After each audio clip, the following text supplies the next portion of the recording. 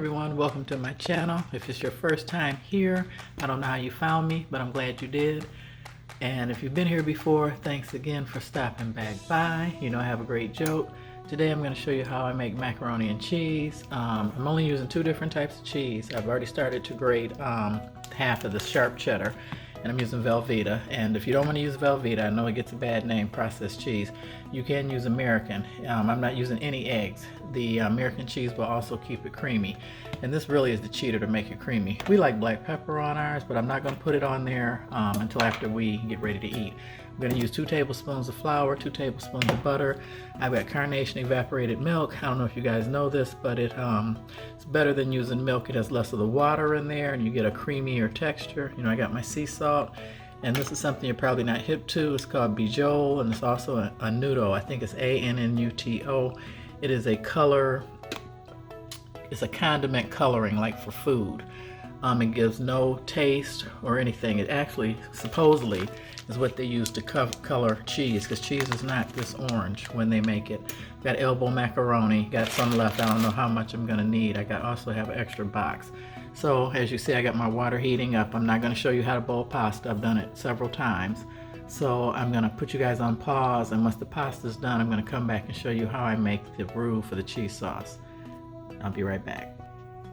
Okay guys, welcome back. I've got the pot on, same one I cooked the noodles in.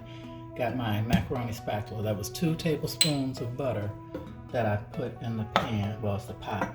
And I'm gonna add 2 tablespoons of flour to that. What I'm gonna do is make the cheese sauce. I only ended up using half of the Velveeta, so I put it in a plastic Ziploc bag, wrapped it up, and I put it in another Ziploc and put it in the freezer. And I only grated up half of the sharp cheddar. I really wanted extra sharp, but I couldn't find it, you know, my usual. Anyway, so I got sharp cheddar cheese. If I need more, I'll grate up more, but for this amount of macaroni, since I'm using a 9x9, I shouldn't need that much cheese. And you know, I'm the only person that you guys are watching on YouTube probably that doesn't like to cook. You know, that's my disclaimer. And just so you know, today is Thanksgiving. That is why I'm cooking today, because you know, I have to kind of, you know, I'm married and everybody wants Thanksgiving dinner, so I'm cooking. I'm over here fighting with this box while I'm waiting for the butter to get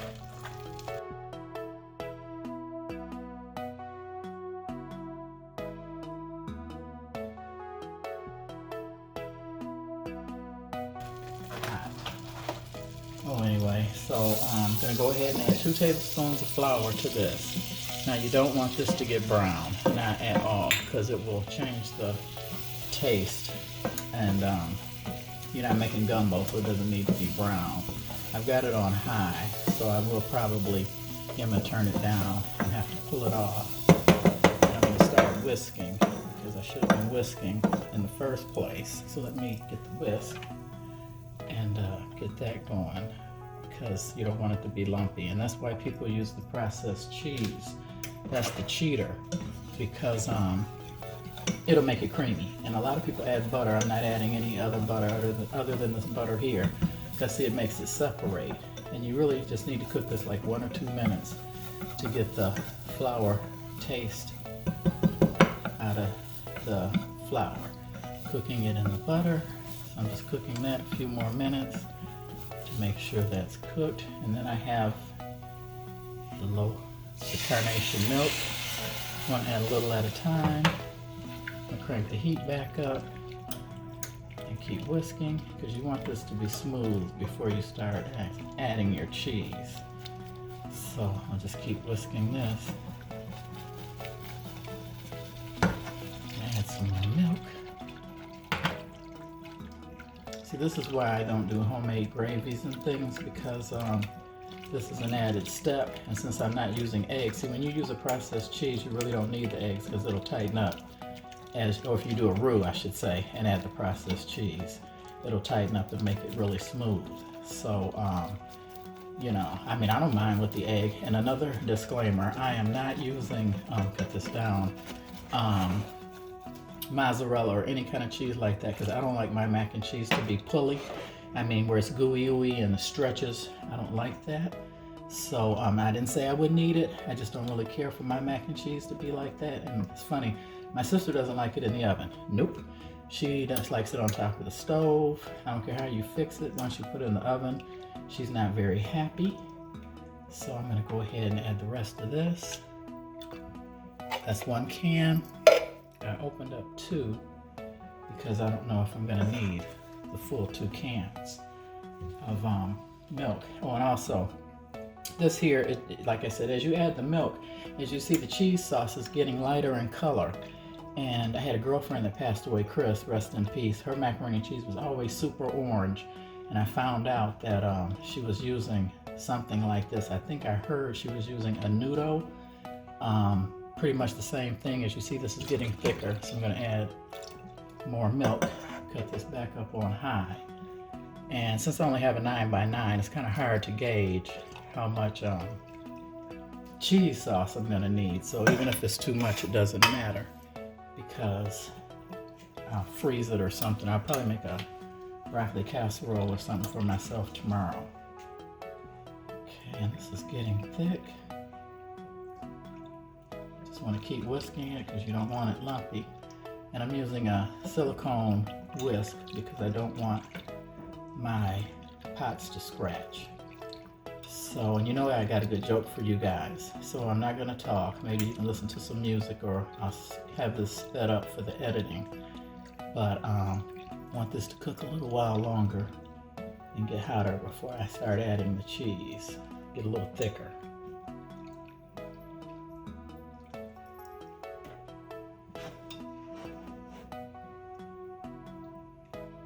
I'm going to first start by adding the processed cheese. And I've cut it up into bite-sized little pieces to melt that first and get that incorporated.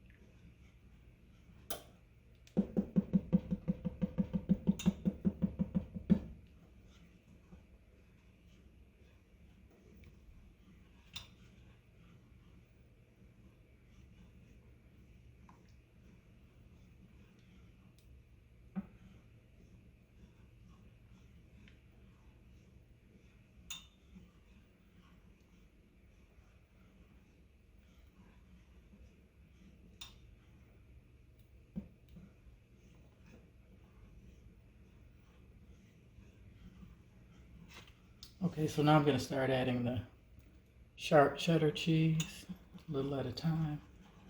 Mix that in.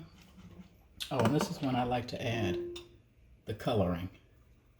If I can get it to come out. Here we go. This gives it a more orange color like cheese. I like that. I find it more appealing to the eye. Personally, add some more. Yeah, it looks like I'm going to have to grate some more for the top. I'm going to cut this off. Because you know my stove is electric, so it will stay hot.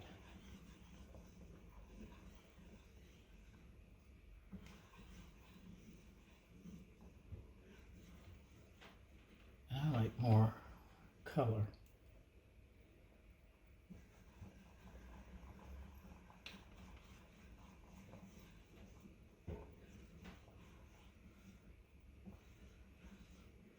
Okay, I'm going to put you guys on pause and change positions.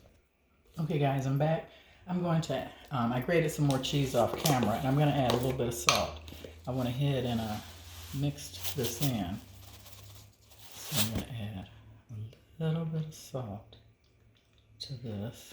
I didn't add any salt at all. Just I salted the water and get this mixed up. And what I did off camera also, I checked it with my pan. I sprayed it with Pam. I had way too much pasta for that pan. So I'm going to go ahead. Here it is. Put this in the oven. Yikes.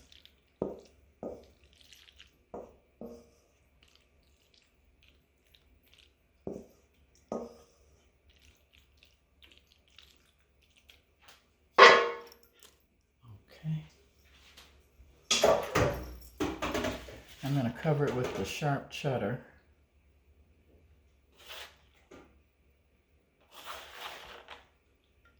I'm going to bake this at 375 for 10 to 15 minutes, covered in foil. And then after 10 or 15 minutes, I'm going to take the foil off and go another 30. Oh, and another disclaimer I meant to tell you guys. You're making mac and cheese, really, you shouldn't use this. And you know I'm the biggest cheater in the world. I'll use it for lasagna and other things. But if you're going to do homemade baked mac and cheese, you really shouldn't use this. It's got a chemical on there that prevents it from sticking, as you see. And it won't be creamy. It'd be more work to make it creamy. So I'm going to go ahead and put this in the oven. I'm going to cover it with foil and show you what it looks like in a few minutes. Okay guys, I've got it on the top rack. I don't know if you guys know this, but heat rises, so you want to put it on the top rack. It's been 10 minutes, so I'm going to uncover it now and put it back in the oven for another 30 minutes, and then it should be done. And that'll be baked macaroni and cheese with 2 cheeses. Stay with me, and I got my joke. Hi everyone, still with me? I'm going to go ahead and take it out of the oven. It's about 6 minutes shy, 6.5 of being the full 30 minutes, but I'm going to take it out. I'm going to switch views. Stay with me. Okay guys, now I'll tell you my joke. This farmer walked into a bar and he got a drink. He sat down next to a lady and he said, "I'm celebrating." And the woman said, "Oh, this is a special day for me too. I'm also celebrating." "What a coincidence," said the farmer as they clicked glasses. He added, "What are you celebrating?" She said, "My husband and I have been trying to have a child, and today my gynecologist told me that I am pregnant." "What a coincidence," said the man. "I'm a chicken farmer, and all last year my hens were infertile, but they are now all laying eggs again." "That's great," the woman said. "How did your chickens become fertile?" He said, "I used a different cock." The woman smiled, clicked his glass, and said, "What a coincidence." There you go. There's the mac and cheese. Jen's mac and cheese, your girl who doesn't like to cook. The only one on YouTube who has a channel who does not like to cook. But out of necessity and my love for food, I love to eat. Happy Thanksgiving, you guys. That's why I'm cooking. You should have picked up on that. It's a holiday. So unfortunately, you won't see this for a couple weeks, but this is Jen's mac and cheese, only 2 cheeses, and you might want to think about trying the condensed milk. It's 60% less water. It's more milk fat. Thanks for watching. God bless, and please subscribe.